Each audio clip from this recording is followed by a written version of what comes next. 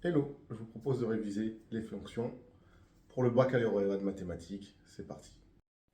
Donc, effectivement, on a un énoncé sur les fonctions.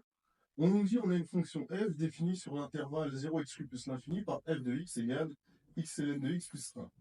On note CF, la courbe représentative de f dans le plan. On nous demande de déterminer la limite de la fonction f en 0 ainsi que sa limite en plus l'infini. Donc on va le faire tranquillement. Donc, pour faire ça, on va commencer par la limite de f en 0.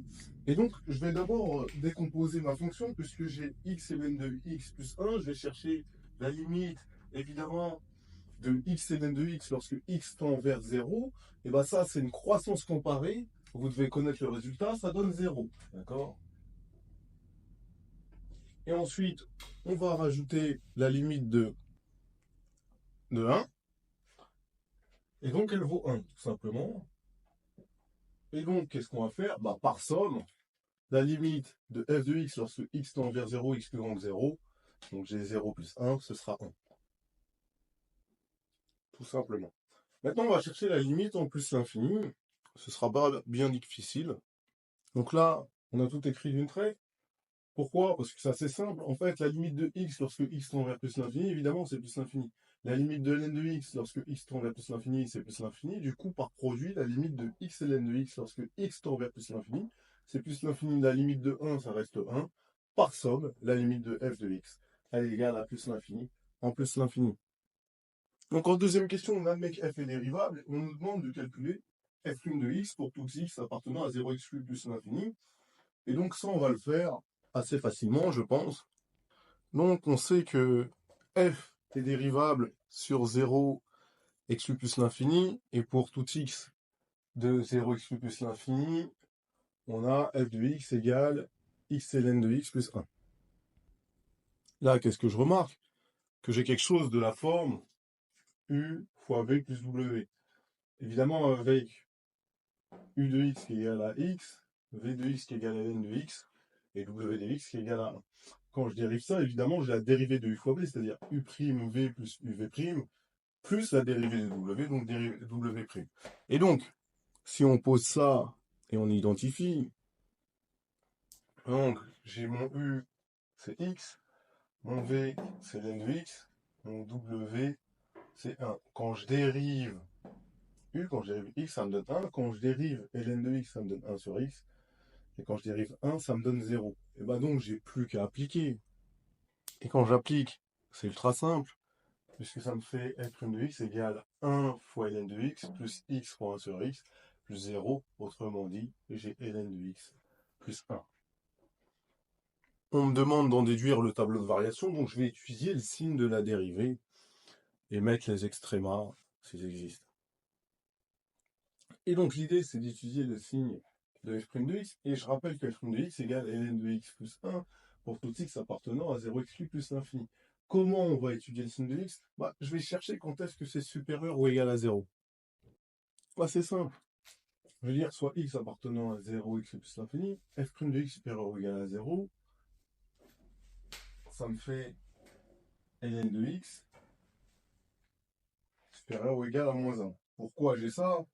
Bah, simplement parce que j'avais ça. D'accord?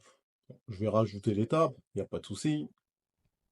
Donc on a bien ln de x supérieur ou égal à moins 1. Et comment je fais disparaître le ln?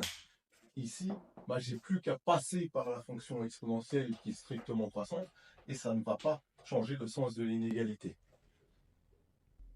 D'accord? Donc ça me fait exponentielle à ln de x supérieur ou égal à exponentielle de moins 1. D'accord? Je le disais bien, la fonction exponentielle étant croissante, le sens de l'inégalité ne change pas. Mais exponentielle de ln de x, c'est x. Et du coup, ça me fait x supérieur à exponentielle moins 1. Ou 1 sur e, vous pouvez l'écrire. Et donc, maintenant, je vais pouvoir faire mon tableau de variation. Et donc, on va compléter, d'accord, d'abord le tableau de signe de la dérivée, et ensuite le tableau de variation. Donc, on a dit que la dérivée, elle était, elle, positive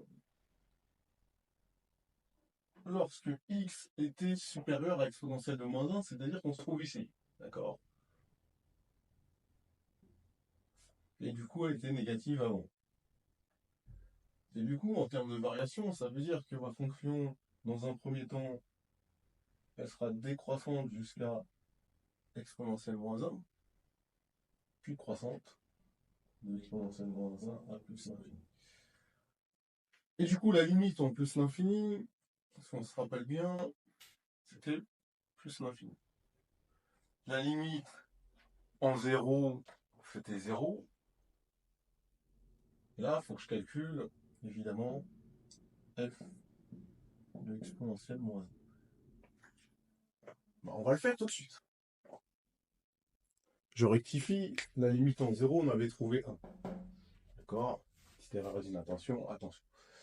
Donc maintenant, on va calculer f de exponentielle moins 1. Donc on sait que f de x est x ln de x plus 1.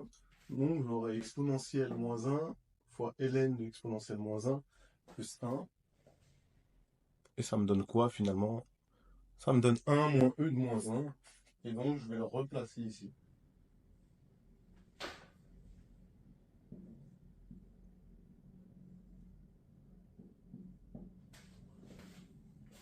Tout simplement.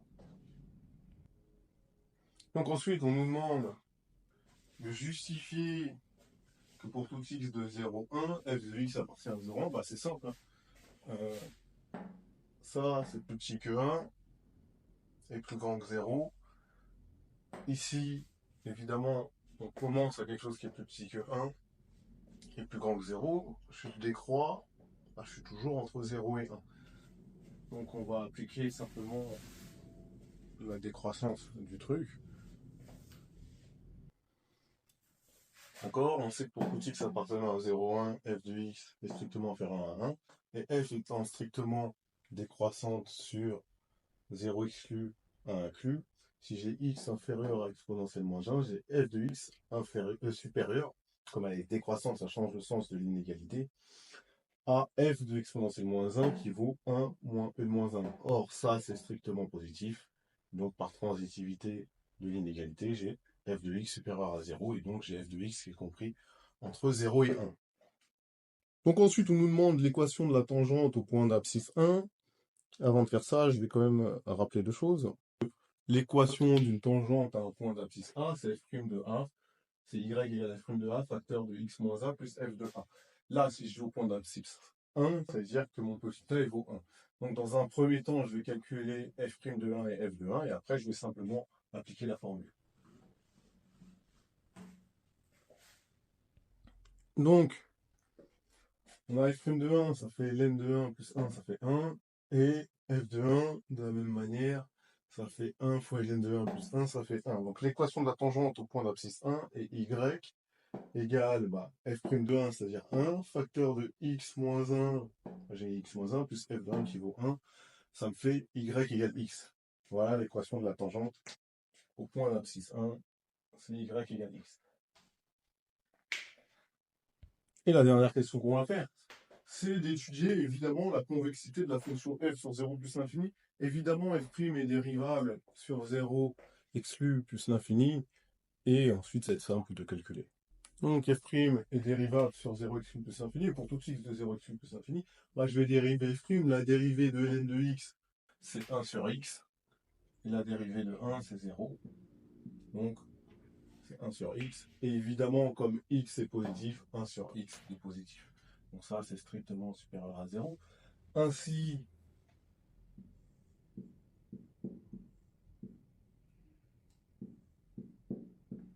f est convexe sur 0 plus l'infini, mais ça veut dire que la courbe de f au-dessus de toutes ces tangentes, et ça implique que, donc, f de x sera supérieur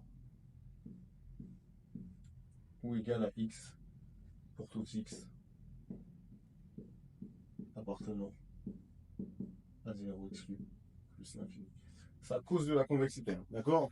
Le fait que la fonction f soit convexe implique que la courbe de f soit au-dessus de ses tangentes, et si la courbe de f est au-dessus de ses tangentes, Bah, ça veut dire qu'elle est en particulier au-dessus de la tangente au point d'abscisse 1, qui est y égale x. Donc j'ai f de x plus grand que x dans ces conditions. Et voilà, c'était tout. Petite révision sur les fonctions.